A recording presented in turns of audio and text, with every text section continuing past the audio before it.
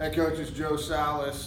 Today we're talking run game. When I got ready to start putting these videos together, I figured out pretty quick if I went day by day on insertion, we'd be covering about eight plays. But if I went play by play, we could do it in 4. So today we'll cover run game. Our first day one insert for run game is the counter. The counter is the play that changed everything for our offense. It was the play that took us from being a soft air raid team into a team that had the ability to smash mouth you if you didn't take care of business in the run. It also affected the defense. I used to feel like back in the day that defenses took all week drawing up fancy blitzes and worrying about our quick screens, where now today they better spend all week worrying about our counter, and then in the second tier plays is going to be pass game, so it helps our pass game also. All right, here's how it works. We put a quick screen on both sides.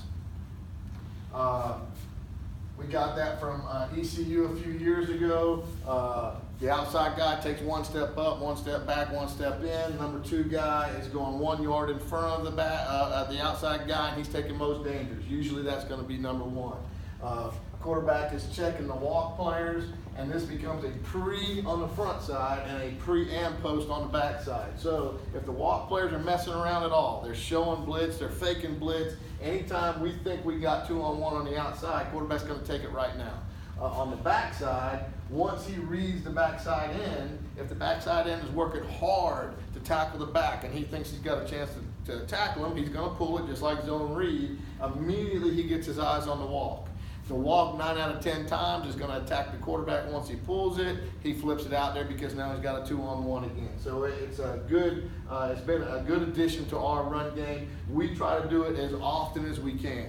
Obviously, if it's an outside play, the front side's got to stop, but we'll almost always have on the back side, we'll have this concept going on. All right, now when it gets to the counter, first, we are 2-foot splits. We are max off the ball. Our helmet's just barely breaking the plane of the center's butt. That's an air raid thing that helps us in pass pro, but we think it helps us in the run game too. For counter, gap down backer is our rule. I've got this thing drawn up in a 4-4. Typically, teams put the B gap player away from our back, but we don't care. That's the beauty of this one. It's like inside zone, and we don't care how the defense is lined up. This is our hang our hat on play. We're going to run it. All right, in this situation, we've got a B gap on this side, so both of them step to it. We're running a power double right here. It's not a traditional combo. The guard will come off. If this backside backer tries to backdoor us in the A gap, he'll come off and take them. But if he's going over the top, scraping over the top, we're power doubling that thing and make him bubble around us. Gap down backer, so the center is going to block back on the A gapper. The guard is going to pull and kick the defensive end, and the backside tackle is going to wrap for play side backer. Quarterback has parallel feet, toes are at 5.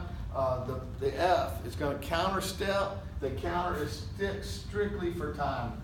We're not trying to fool anybody with that thing. It's just timing up the play. Quarterback has his feet parallel. He points the ball at his read. So right now his read is the defensive end. He points the ball at the defensive end to make his read, and we're sticking it up in there. If we get a hard chase, the quarterback will pull it, get his eyes on the walk, and we'll play that game there. Obviously, looking at this, if you've run counter before, you know this is where it happens. This defensive end has to do a great job. If he spills it, we're going to log it and go around him, but we want to kick it. We want to kick it and get into the C gap. It's a C gap play for us. We will, one tag that we immediately put in, we put it on day one, we'll call Q. So this play is 25-24 to us. Counter to the left, counter to the right. If we tag a Q on it, that just means we're running a switch. So particularly if we've got a pesky backside defensive end that's causing some trouble, now when they switch it, in this situation, just to show you the switch, F would be here, everything would look the same. Now he would block this guy, we would ride him, and now the quarterback's running. So Q to us just means it's a switch, the quarterback's running the play. So that would be 25 Q to us is how that would work. All right, so this is it. This is bread and butter to us. This is where this is day one, most important run to us. Day two, we put in the zone. For us, zone is and outside zone play.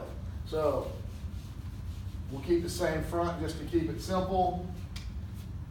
On the zone play, we do not overcoach it because we're affecting that defensive end so much with just running the play. In order for him to stop the counter, he's got to be squeezing and playing tough. So our rule is bucket, cross, run. We want elephants on parade. We're not being too fancy with it because this guy has to play so aggressive that normally we get this block no problem. Same thing would be in the B gap. Bucket, cross. Same thing here, bucket, cross, run. If there's no contact in 3 steps, he works up to the next level, stay on your track. Bucket, cross, run, no contact in 3 steps, work up, stay on your tracks. Fullback now, and typically we'll cheat this thing down into the B gap on outside plays. We'll cheat him to the B gap, and then it is full speed, run as fast as you can, 3 yards outside the last man on the line of scrimmage, hit it just like the old, you hit hash, number, sideline, get out the gate on it. We do read his backside end. We still are playing the game on the backside, but honestly, he doesn't pull it very often.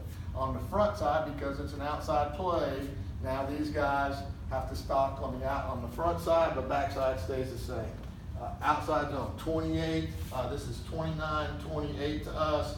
And it is an effective play, not because we coach it so well, but because of how the defense is forced to play to stop the counter. It ends up giving the outside zone as a gimme play. Day 3 insertion is our dart.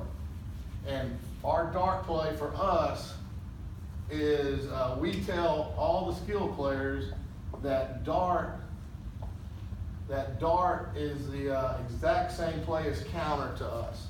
So let's draw it up the same way just to be simple. For the skill guys, dart is counter. So this play for us is 23-22. But when the skill guys hear that, they're hearing it just like it's counter. So everything is the same for the skill guys, with maybe the exception that the F has to know whether it's going to be an open A or an open B. Because in this situation, he's going to end up hitting it in the A gap, where normally he's looking to be out here in the BC gap area. All right, so our rules: play side, base blocks. For the interior 3, we base the B, we double the A. So guard has a B, he's going to base it. Center guard have an A, they're going to double it. Same double. We're going to power double this thing. The only reason we come off is if he tries to backdoor us, then the guard would come off. If he's trying to scrape over the top, we're going to power this thing and make him bubble over the top of it. Tackle is pulling for the play side, and we're reading here. All the rules are the same. He's only going to pull it if this guy's working hard and he thinks he's got a chance to tackle the back. He's going to pull it, get his eyes on the wheel, then we're playing this game out on the back side. Fullback will counter step just like normal. He knows there's an A gap open, so we're sticking it up in here. Quarterback's making his read and it's on. We can cue this thing just like we do on counter. We don't do it as much, but we if it turns into a night where they're giving us a front we really like and we want to run dart over and over, then that is a night we will probably run some cues off of it. So it's no big deal because it's the same play to the skill guys. Day 4 insertion, we're putting in our counter read. Not our counter read, our power read. So we're running a power scheme, and we try to run that thing as close to a traditional power scheme as we can. We'll give it the same front just to stay consistent. When we teach this thing, obviously outside play, so play side has to stop. Backside still got their quick screen going on. All the same rules apply, although there's not really a backside read, but it would be a pre-snap read. If the walk's messing around, he'll whip it out there because we got 2-on-1, and we're going to take 2-on-1 anytime we can get 2-on-1. All right, blocking wise, it's traditional. So we got a power double right here. He'll only come off that backside backer is trying to backdoor the A gap. He's blocking back. He is squeezing and hinging, and the guard, backside guard, is going to skip pull, and he's going to get to this guy, whether it's here or whether he comes around the double. It's just how that thing works out. We tell F, you're running this thing exactly like 29, the outside zone. So this to us is 27, 26. And really we would put an O in front of it. So it'd be O26, O27, O26. He's being the B gap, and he's running his 29. He's running as wide open as fast as he can. Now quarterbacks, we've got 2 skips. We're reading this guy. If he sits, we're handing it off, we got a nice play. If he widens, quarterback sticks it up, and he's running the power himself. Again, we can do the pre-snap on the backside, but there's no backside read, so it would be a pre-snap, it wouldn't be a post-snap in this situation. So this is O27, O26, and I think I said when we were talking about insertion that probably day 1 insertion, we're gonna get in pistol and run a really traditional power O, but pretty quick we're getting to our power read stuff, and this is how it's gonna look on game night. So there's our 4 runs. I know I went through it quick. I hope I didn't speed through it too quick, but it all comes down to if we can make the counter go, we're going to have a good night. We feel comfortable that if you're giving us counter, we're going to take counter. We're 50-50. We'd like to run counter 50 times, or we'd like to throw it 50 times. We don't care which way. We're going to take what the defense is giving us. So counter, zone, dart, power, those are the 4 we hang our hat on, day 1, day 2, day 3, day 4. Tomorrow we'll go through all of our screens, and we'll go through the whole insertion schedule that way.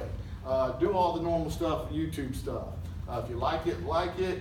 If you haven't subscribed yet, please do that, and comment. Comment below, give me your feedback, tell me what you like, tell me how you block it. Remember, we're trading 1 for 1. I give you a good idea, I'd like a good idea from you. Thank you, coaches.